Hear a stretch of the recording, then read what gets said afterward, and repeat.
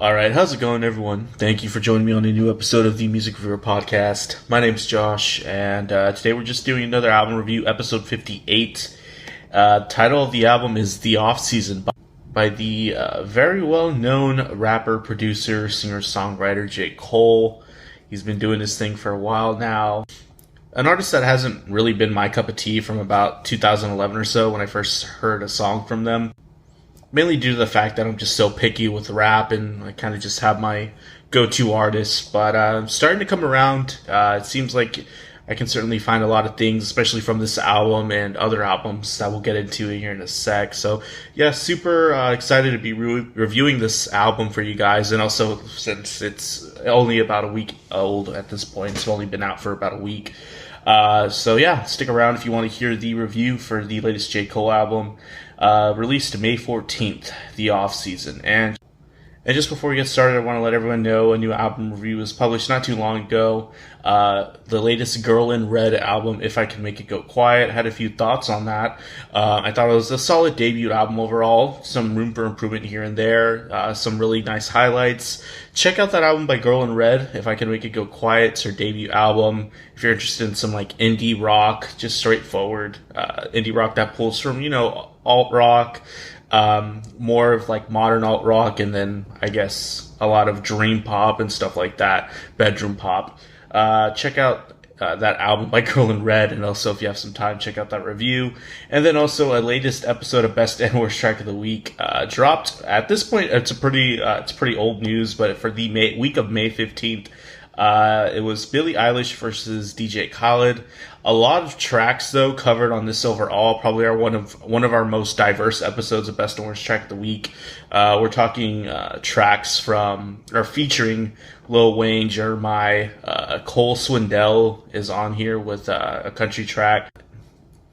Annalie Choppa, Baby Keem, Travis Scott, Cardi B, 21 Savage, Post Malone, Megan Thee Stallion, Nas, Jay-Z, and then Billie Eilish, of course, with one of her latest singles, is featured on this episode. So don't miss out on that. I thought it was one of our better Best and Worst Tracks of the Week in some time. So yeah, and basically that covers like a lot of the DJ Khaled, Khaled tracks from that album. So if you're interested in my thoughts on that too, it's up and ready to go for you guys. And then, of course, the new episode of Best and Worst Track of the Week will drop at some point.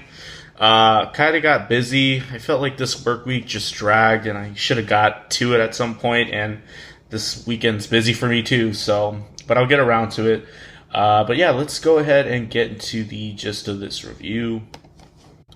All right. So, like I was saying earlier, this is the latest album. I believe the sixth full-length LP from famed rapper, singer-songwriter, producer, some would maybe consider at the top of the rap game, J. Cole. Full name, he has a pretty cool name, Jermaine Lamar Cole. Born in 1985. He's an interesting guy. I'll give him that. It seems like has a lot of interests, and he just tries to be a badass at whatever he tries to do. Interestingly, I think the most recent endeavor is like professional basketball, playing in a league called the Patriot League, which is in Africa at the moment. He literally released this album last Friday, and he was playing games in Africa for I guess a professional. It's probably really semi-pro if you want to get detailed, but he's getting paid to play basketball in Africa while being one of the top rappers in the game. And I think there's a rumor floating around that he's even trying to make the NBA. Whatever happens with that, that's all cool. Some background about J. Cole. He was born on an American military base in Germany, but he was pretty much raised in the United States after a certain point in Fayetteville, North Carolina. Cole released his first mixtape in 2007. A couple years later, he signed with Jay-Z's Rock Nation in 2009, which around that time he released other mixtapes titled The Warm Up and Friday Night Lights. His debut album, Cole World, The Sideline Story, was released in 2011 and debuted at number 1 on the Billboard 200. In 2015, his album Forest Hill Drive Forest Hills Drive earned him a Grammy nomination for Best Rap Album. And since then, Cole has been quite consistent, especially commercially, with all of his first 5 albums debuting at #1 on the Billboard 200 and also being certified platinum. I wouldn't be surprised if this latest album keeps that trend up. And it's also worth noting, Cole's career is also rooted in being a talented producer, with having credits on some Kendrick Lamar tracks and some Janet Jackson tracks, production-wise, and I'm assuming other artists as well. He also handles a good amount of the production on his own music, which is not super rare or anything, but it is always something, in my opinion, a little bit more respectable when you're really contributing in all aspects, especially on the actual music composition or I guess production side of things when you're a rapper. He is also self-taught on piano, which I thought is pretty cool. And with that being said, it seems like, just from what I read briefly on Wikipedia, his come up is a bit unorthodox for a rapper. I mean, it seems like he grew up with like some sort of music background before becoming a serious rapper. He played violin in high school, in his high school's orchestra, and he seems like he was a good student. He graduated with a higher than 4.0 GPA and was able to get accepted on a scholarship to St. John's University in New York, which he really chose, it looks like, to pursue a rap career, but he ended up graduating from that school with a pretty high GPA as well, and even had some seemingly normal jobs like ad salesman or a bill collector after graduating from college. So it seems like Cole is, before he was very well known for being a rapper, was a pretty normal guy. It seems like he had an interest in music from very early on, and he just worked hard. You can't really knock anyone that does that. And I honestly can't really say JCole has honestly captivated me much over the years, mainly due to me being pretty turned off immediately the first time I heard his breakout hit Work Out. Sometime around 2011, I honestly dismissed the track as being a pretty generic pop rap track that cheaply sampled Paula Abdul straight up. And I mean, from the other research I heard or read, at least other rappers, also Nas, felt the same way. So I wasn't the only one that thought, I guess, the track was subpar. But since then, I honestly have never really cared much for Cole. I'm honestly visiting much of his discography for the first time right now in preparation for this review. And other than the stuff I've been touching on episodes of Best and Worst Track of the Week, I just didn't really wake up to his relevance very early on. It took me a while over the years. Maybe I know around college when Forest Hills Drive released, there were some tracks that were pretty popular around that time. Now that I think back, that I don't think I loved or hated. I was just into different rappers around the time. I went through a Danny Brown phase, a Kendrick Lamar phase, Denzel Curry phase, and I really got into Outkast, rediscovering their discography. But that's a conversation for another day. And then I guess around maybe 2017 or 2018, I did start waking up more to his relevance in the rap game, with being compared to other rap greats at the moment, such as Kendrick Lamar or Drake. Yes, Drake. It's been quite apparent by the limited listening I've done that JCole carries with him some distinguished attributes that I can really appreciate. For instance, topically, he can get into some pretty tough topics like addiction or materialism, and he often can convey them in like a candid way that may include a story that happened to him at one point in time growing up, or just how he views the world now in general. And he's really at his best, I think, when he's able to have a conscious aesthetic on his tracks where his thoughts are at the front and center, and they just enhance the track. In preparation for the latest album here, The Off Season, I went back to his most previous work, like I do on most reviews, which was KOD, released in 2018. The title track KOD was an interesting cut. I heard some Kendrick Lamar influence throughout the track with his delivery and flow at times, and the hook on this track isn't bad either. The track The Cutoff was a more slowed down and relaxed cut.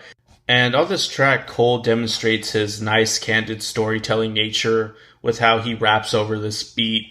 The beat also has an interesting sounding chorus with the vocals being in a slightly demonic tone. It's not a bad track. And then another track, Kevin's Heart, features a bouncy instrumental that brings an interesting flavor to the album overall.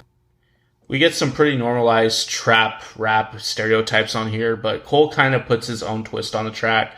With the beat coming in and out and there being some exposed sections with just vocals, it gives the track a unique touch when that happens. Once an Addict was a daunting and candid track about his mother's struggles with addiction. It is really an example of what Cole is amazing at doing, which is the conscious rap with a lot of emotion backing it up. That is clearly conveyed through his presence and delivery. Friends is another example of that. Here we have like a fuzzy instrumental that provides a good background for Cole to really go in on his performance and make it that really makes it the forefront of the track, which overall just makes for a nice listen where you can really tune into his message. Window Pane seems to have an East Coast flavor on that track that carries a dark and eerie mood all throughout. The fuzzy synth melody that coats this track can really make the song feel uncomfortable, which really ends up portraying the sense of anxiety that the track has overall. Just a really nice creative way of going about that. And 1985 is a nice call out to the rap game as well. I think this was my favorite track on this album that comments on the dynamic between race and rap, and how Cole sees the rap game take advantage of many African American rappers, but he kind of does it in a unique way where he's basically, calling them out on basically their ignorance. It's interesting. So, just going into this album, and really trying to listen to KOD with, an open ears, and trying to just get a sense of where he was at in his career and what he was doing artistically. I guess I came out kind of like a proponent and a fan of KOD. I honestly thought it was a good rap album. Probably not something that I'm going to go back to frequently to, get a sense of enjoyment, but it's definitely a concise project to front to back, which really just features solid rap songs that usually end up coming out with a solid message. And and also it sounds like it's JCole. And I guess going back to 2018, trap is still dominating, and you got like Travis Scott being more relevant than ever, Migos still being pretty popular, hell, Ray Shrimmered.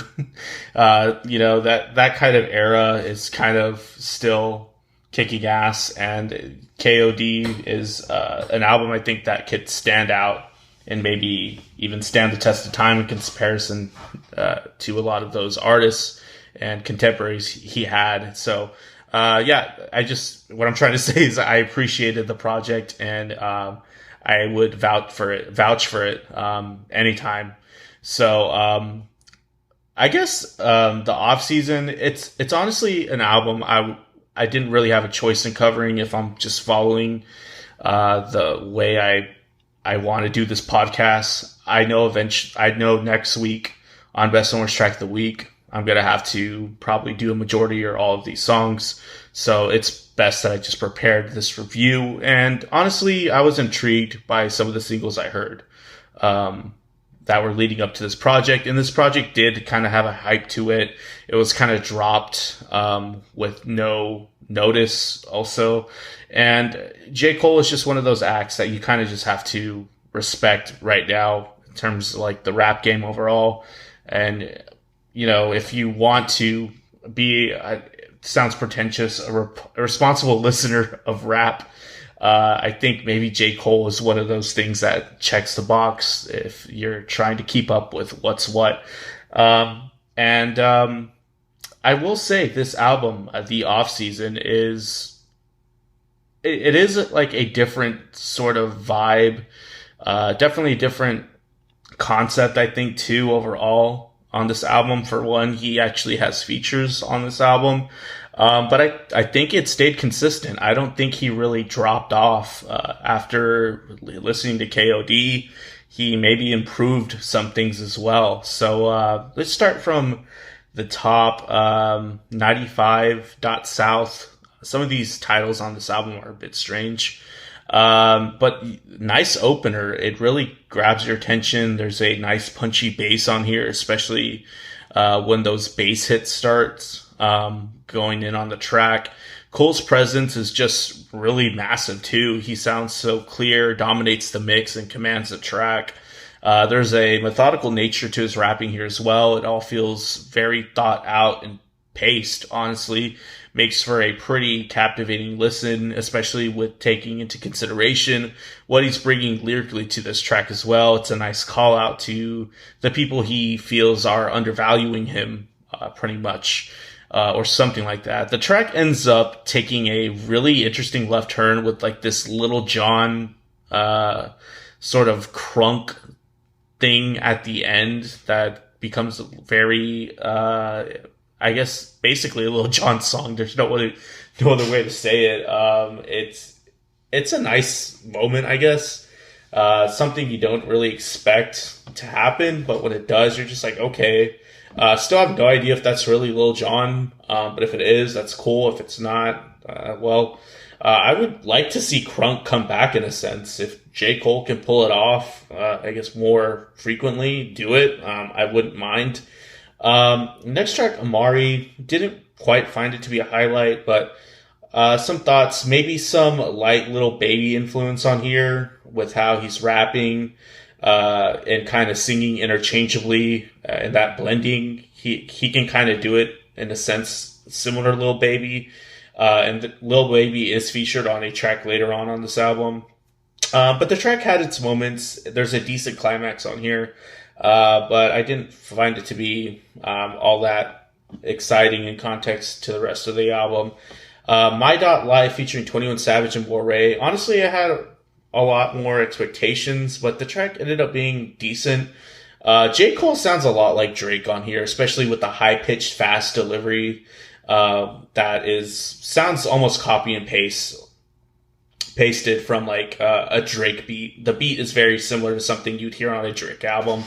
It just sounds a lot like Drake. I'm just going to put that out there. But he admittedly becomes a bit more distinguished as the track develops. Some nice bars here and there. I like the Ja Morant reference. 21 Savage sounds a bit tame here, though. A bit subdued. Another recent disappointing feature I've heard from 21. But I will say what bothers me here is the moment when the track takes a turn to arrive on the chorus. It kind of hinders the momentum that the track had going for it.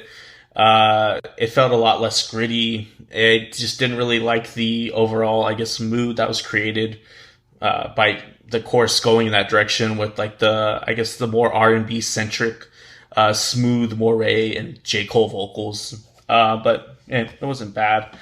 Applying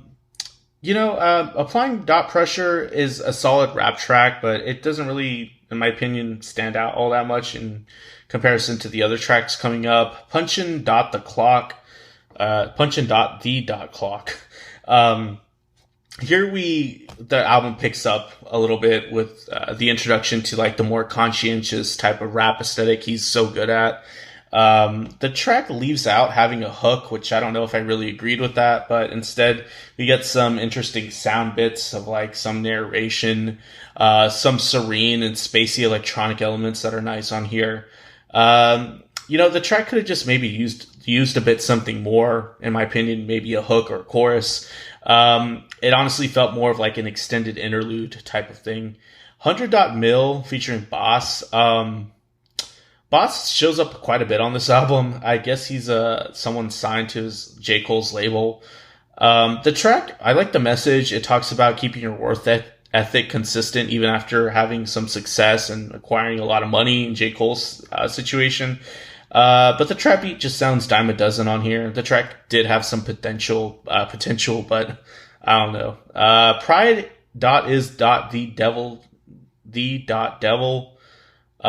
featuring Lil Baby, one of the better tracks, honestly. The track has an interesting groove to it, a nice rumbling melodic bass line that structures everything out. I'm actually bobbing my head on this track. That doesn't really happen all that much, as you would expect on a rap album. here on this album, but I like the vocal harmonies that appear on the chorus at times. They definitely enhance the track. The humbling nature that is the message on this track is nice as well. And Lil Baby is pretty as expected on here. I can't really say too much about his feature. It's a Lil Baby verse. The track has its moments. I really enjoy the instrumental and the production more than anything on here. Let Dot Go Dot My Dot Hand Dot, I think, featuring Boss and Black. This was a good track, not bad. More of a return to the conscientious rap aesthetic. Reminds me of maybe like some Good Kid, Mad City, Kendrick Lamar vibes. The beat is colorful with the sultry brass textures coming in and out with the distinguished sounds and the percussion. This track does take a bit of an elongated break between rap verses, a lot of soulful vocals going on, but I thought it was cool. Track after that, Interlude. This sounds a lot like Kanye West, especially with how his rapping is executed. It just sounds more competent than what Kanye West would probably do. I will say, I don't think it's controversial to say JCole's a better rapper. Not artist, we'll just say rapper. I know there's a lot of Kanye West fans out there. The beat is even very Kanye sounding too. But I would have liked to hear like that harpsichord or guitar material a bit more. It's just way too buried in the beat. And in my opinion, it was the more interesting texture that was thrown on the track. The Dot Climb Dot Back. Really dig this track. This track makes the album, better immediately. And I covered it a few months ago on one of the earlier episodes of Best Orange Track of the Week. I got Best Track of the Week, and I still really like this track. There's the relaxed, sultry beat in the production. The mids are audible. I like the flowing piano melody all throughout the track. It makes the album sound better, honestly, like I said earlier. And then he has like some interesting influences here. Maybe like towards the beginning, it sounds a little bit like Danny Brown in the flow. He's calling out the game here, I guess, kind of self-proclaiming himself to be like a sort of king. The faster flow that's featured here at times can be almost Bone Thugs and Harmony like too. It's really great how he blends everything together, and it's just a very unique sounding track in the overall, I guess, rap genre right now. Close is another good track. It gave me some nostalgia of like 2000s hip hop, like a la The Game. Really dig the in-your-face delivery that he uses to ride the beat so well. The charm on the track overall is what makes everything nice. There's a shimmer that's on that vocal sample that kind of just coats the background. Really good production choice there to kind of have that buried in the mix. I just thought it was a good track. And then we get probably one of the last track here, Hillside, or Hunger on Hillside, featuring Boss. The track doesn't sound that interesting when it comes in, honestly, but it really progresses and ends up being one of the better tracks on this album. The synth string introduction is, different overall in the context of the album. There's some lo-fi drum sounds, I think, and then maybe some hints of Kanye influence on this thing. Some nice lines like the money might fade, but respect don't. Again, he's kind of like acknowledging this thing about him keeping up his work ethic and how he views himself. Money isn't everything. The fast flow he transitions to at some point is a nice moment. It makes the track have some variance to it. He's very angsty at some point. You can really feel the angst and the attitude, which is, my opinion, peak JCole when he's able to do that. And he surprisingly takes like this pretty minimal, unflashy beat to its full potential, and it ended up making me like the album a lot more. How he was able to end off this album. I feel like the beginning to mid was a bit mid in terms of how I was enjoying it, but he kind of closed out with really strongly. And honestly, I enjoy this project a lot more than I thought it would. I don't know if it makes me more of a avid JCole fan, because I just don't see myself coming back to, a lot of his material, but this album is good. It's probably one of the better rap albums I've reviewed, honestly.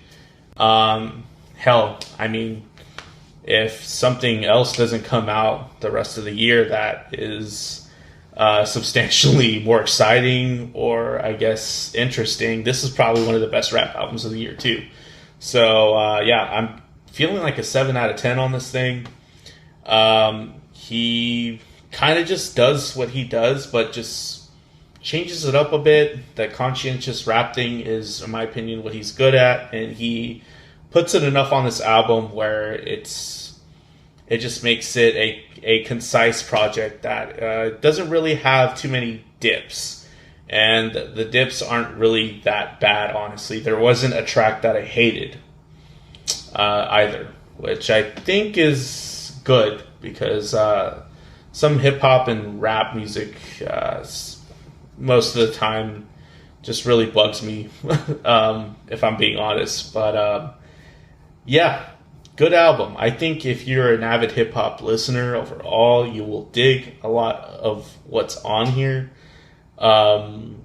This isn't your bubblegum trap, pop trap, I don't know, Trippy Red, 24K Golden,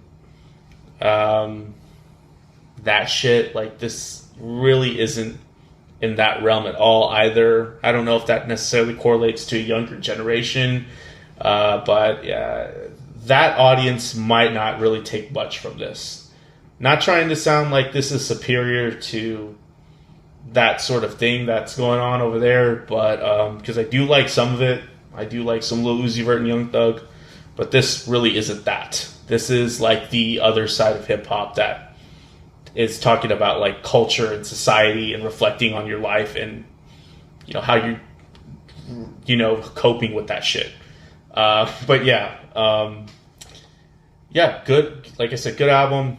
If you're a hip-hop fan, you're probably going to get something out of it. If you're a JCole stan, you'll probably think this is a perfect album. But anyways, thanks for sticking with me to the end of this review. Appreciate it if you listened. If you're on YouTube, leave a like. Subscribe maybe if you dug what you heard. If not, leave a comment, good or bad. Seriously. And also subscribe on your preferred listening service if you're just like on Spotify or something. But anyways, take care of yourselves. I'll see y'all later.